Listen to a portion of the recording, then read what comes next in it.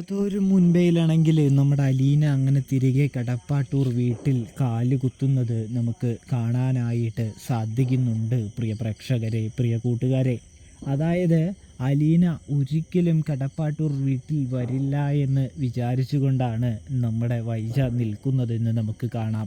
വൈജയെല്ലാം ഞെട്ടിച്ചുകൊണ്ടാണ് ഒടുവിൽ നമ്മുടെ അലീന കടപ്പാട്ടൂർ വീട്ടിലേക്ക് വരുന്നത്.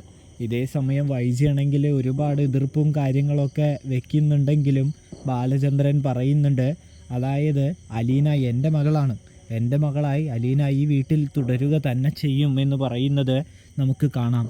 അതുകൊണ്ട് തന്നെ ഇനി ഇവളൊരു വേലക്കാരിയാണ് എന്ന് വിചാരിച്ച് ആരും ഇവളുടെ മെക്കട്ടോ തലയിലോ അജ്ഞാപനയോ ആയിട്ടോ ഒന്നും വരാനായിട്ട് നിൽക്കണ്ട എന്ന് പറയുന്നതും നമുക്ക് കാണാം. പ്രിയ പ്രേക്ഷകരെ, പ്രിയ കൂട്ടുകാരെ, അലീനയോട് എന്നിട്ട് തന്നെ മകളായി വിളിച്ചോളാൻ, അതായത് അച്ഛ എന്ന് വിളിച്ചോളാൻ പറയുന്ന കാഴ്ചയും കാണാം പ്രേക്ഷകരെ, കൂട്ടുകാരെ.